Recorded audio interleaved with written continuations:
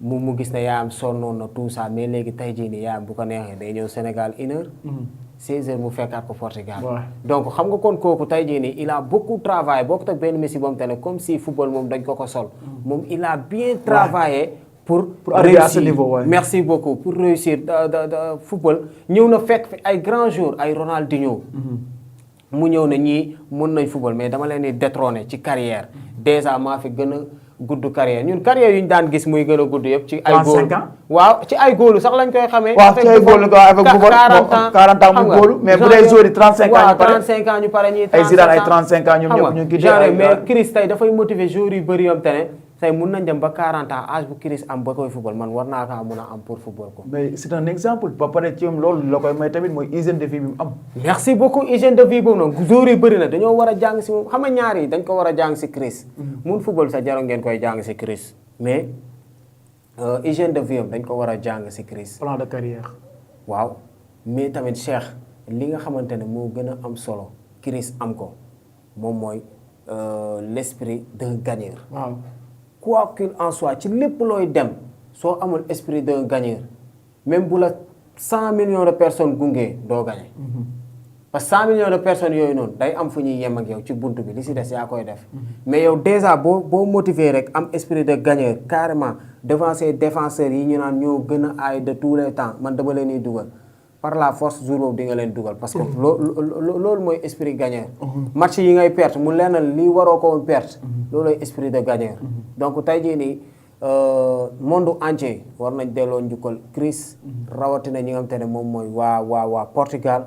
war nañ mën a tuddee sax Chris benn édifice boo xam te ne bu symbolique la. parce que il a beaucoup fait pour le football. à savoir Real Madrid. à savoir ki nga xam te ne moom mooy Manchester United. mais ba ci Al Nassr bii nii mu nekk sax mu def fa ñu kii ko nu mu tëree sax ñu delloo ko njukkal parce que waroon na mun a jeexalee carrière am ci coupe du monde yàlla may ko mais yàlla deful lool mais teewul moom li mu war a def na ko pour man il n'a rien à perdre. c'est juste que nag esprit gagnant moo ko sonal ba indilul Portugal li mu bëgg. mais en tout cas daal beaucoup de gosses yi nga xam te ne ñooy football surtout les débutants war nañ mun a jàng si Chris maanaam di seetaan ay kasetu Chris. di xool lan moo nekkoon secret Chris à 100%. mais je pense que le secret Chris ça ne se cache pas c'est le travail. c'est l'hygiène de vie c'est l'esprit d'un combattant d'un gagneur c'est ça loolu kese la loolu ñoom joueurs yi bu ñu ko dugalee seen bopp rek ils auront du Chris mais qui sera différent du de l'original. voilà ma bu fekkee vidéo bi ma la envoyé prenez pour ñu mën ko seetaan si ki nga xam ne moom mooy Cristiano Ronaldo. Un peu de son Il y a des larmes qui ne sécheront jamais, car elles coulent en même temps.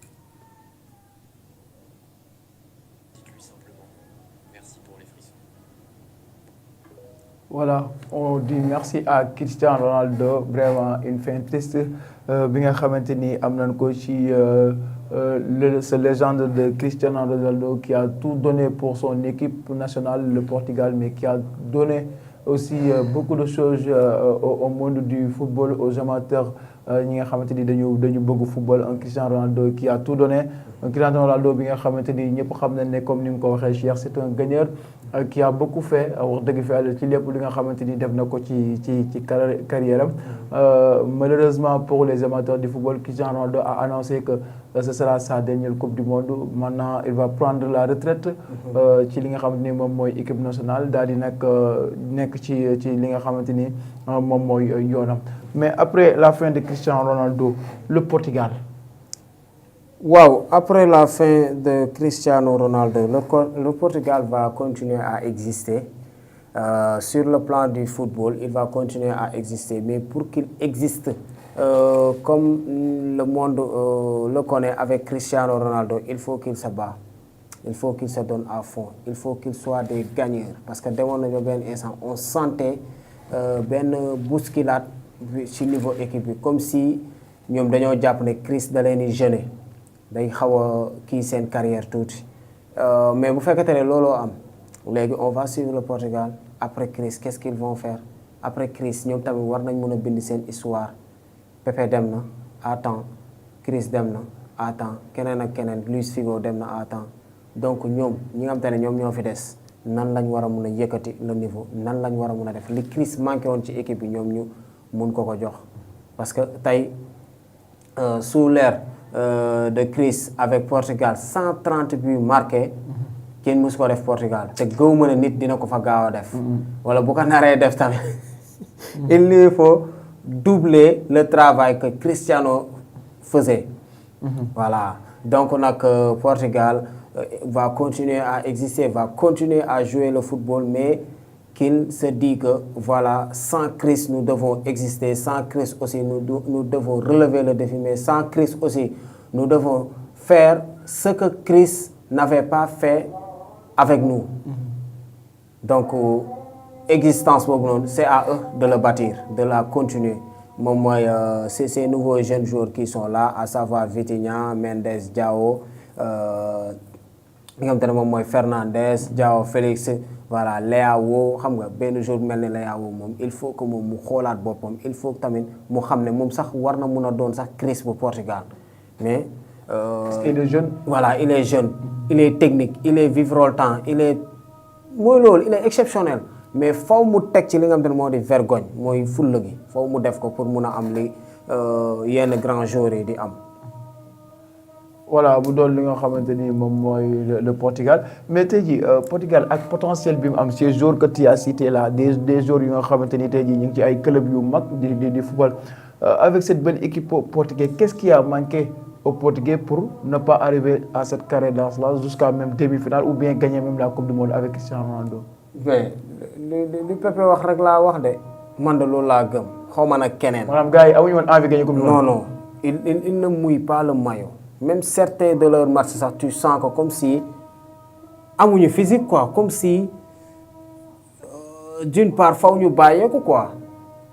yaa ngi comprendre Cheikh tey jii nii esprit boobu noonu tant que booy amuñu ko duñ dem que ça soit muy Portugal di Sénégal di beneen équipe whatever mais faw ñu am esprit de gagneur d'abord, faw ñu am esprit de combattant d'abord. Gis nga la nation est différente du club. La nation c'est autre chose. On a vu des joueurs comme Gattuso mi nga xam te ne moom débuté wul ci football ci supporter la commencé yaa ngi dégg mais dañ leen di gis ne bu ñu nekkee ci seen équipe nationale ils se donnent à fond corps et âme ba boo leen gagné sax mooy loolu foofu xam nga ban esprit la ñu war a yor esprit allemand mooy qu'il se tue gis nga bu technique baax na Cheikh. Technique baax na trop intelligence baax na trop mais day am foom te ne technique ak intelligence li koy ëpp doole moom mooy esprit mouiller le maillot boo ko mouiller loolu yëpp day ñëw waaw bul ne man techniquement aayuma rek waruma joxe à fond wala du ma réussir ci football non kon bu doon loolu yenn joueurs yi ñuy gis te amuñu technique comme ay Gattuso duñ mus a réussir duñ mus a jël coupe du monde te Gattuso jël na coupe du monde en 2006. parce que tey jii booy xool les joueurs portugais dañu nekk ci ay club yi nga xamante ni c'est des clubs de haut niveau. ay clubs yu ñuy bàyyi xel tey comme cité Bruno Fernandes milieu de terrain offensif Manchester United. oui meilleur joueur de Manchester United. waaw et capitaine et maître des passes décisives. Bernardo Silva milieu et ailier Manchester City. très technique. vainqueur de la Ligue des Champions 2023. Ruben Dias défenseur central Manchester City. oui rock en défense on a João Cancelo latéral. Al Hilal. Qui Vitinha milieu de terrain Paris Saint-Germain. bi nga xam ne jël na Ligue des Champions tout récemment. Raphaël Leao. ailier moom la wax sànq. ailier di ancien di Milan.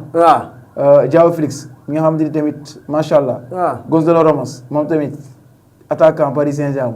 ki nga xam ne ni bii pas sax dugal na. on a Pedro Neto. ailier Chelsea. percutant Francisco. moom tamit ailier Juventus. maanaam ñoom dañu am ñoom dañu am ay maanaam ay joueurs yu nga xamante ni.